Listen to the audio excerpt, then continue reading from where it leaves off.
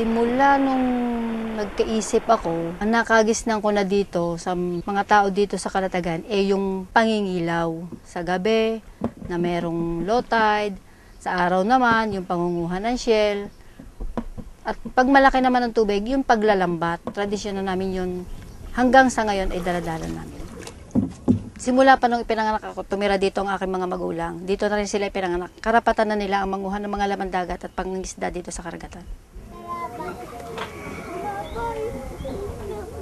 Nagtatanim kami ng bakawan para tirahan ng mga isda at makatulong din sa kalikasan.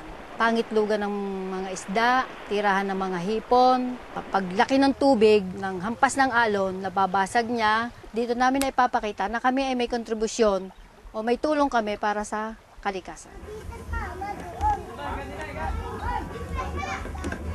Isa ako kasama sa organisasyon ng Samaka, Samahan ng Artisanong Mga Mangingisda ng Calatagan.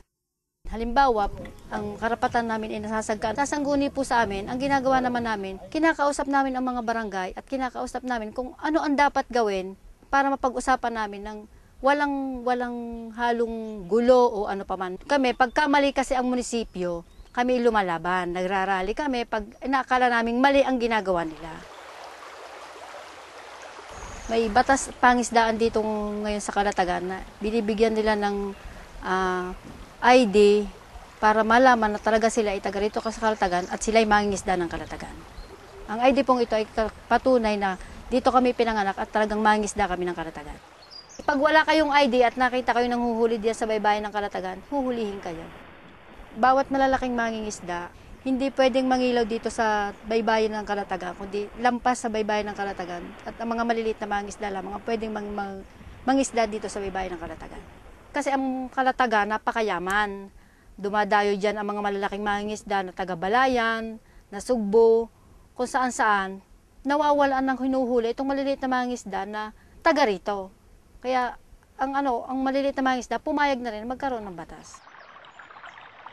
Ang kalaban lang namin dito ay yung mayayaman na pwedeng umangkay ng baybayan na ito ipinaglalaban namin sa kanila na ito ay para naman sa tao. Pag sinapribado mo yan, pati baybayin ng dagat, pati yung katapat ng dagat ay kanila na rin yan. Hindi ka na makakapasok dyan, hindi ka makakadaan. Pero sa ngayon, sabi ng DNR, kanselado ang lahat ng FLA. Mas makakabubuti sa amin na hindi sa pribado ang bawat baybayin. Dahil ito ay para naman talaga sa tao at sa mga maliliit na mangingisda. Paano naman ang maliliit na mangingisda? Wala naman silang dadaanan kung isa pribado nila. Masasagkaan ang karapatan ng mga mangingisda.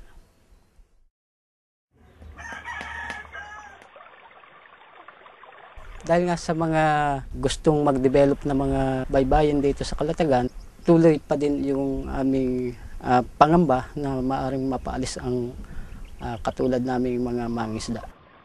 Yung mga bahayan, ginagawang resort, palaisdaan, katulad nga nitong kay Attorney Lorenzo Vergara na halos ay isang barangay ang nasakop ng kanyang palaisdaan. Malaki ang naging epekto nito sa mga maliliit na mga mangingisda dito sa Calatagan dahil yung lugar na ginawa niyang palaisdaan ay yun ang pinagkukuhanan ng mga mangingisda ng kanila ikinabubuhay. Humigit sa 60 pamilya ang naapektuhan nito sa pagsasapribado ng kanyang palaisdaan. Sa ngayon ay nasa sa ibang lugar sila, lumipat ng ibang barangay dahil nga wala nang makahanap buhay doon sa dating kanilang tinitigilan. Naging pribado na itong pangisdaan at hindi na kami pwedeng pumasok doon sa lugar na yon. Sa halip na tapat na lamang namin yung pangisdaan ay nagiging malayo dahil umiikot, wala kaming right of way para pumunta sa pangisdaan namin.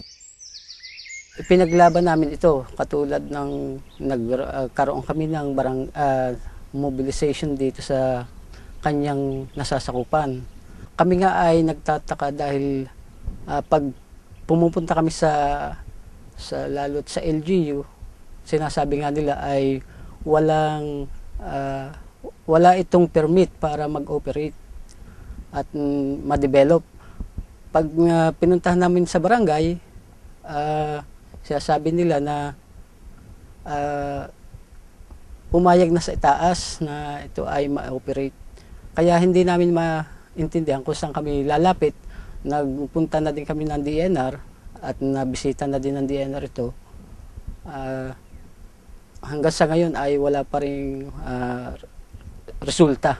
Madaming katulad pa ni Attorney Lorenzo Vergara na sumakop dito sa baybayin ng Kalatagan, hindi lang ang palaisdaan kundi mga beach resort katulad ng kay Ricky Reyes, madami pang iba. Sa palagay ko ay wala siyang karapatan dahil ang baybayin ng Kalatagan ay para sa estado ng Kalatagan, hindi nang sa isang tao lamang na katulad ni Attorney Lorenzo Vergara.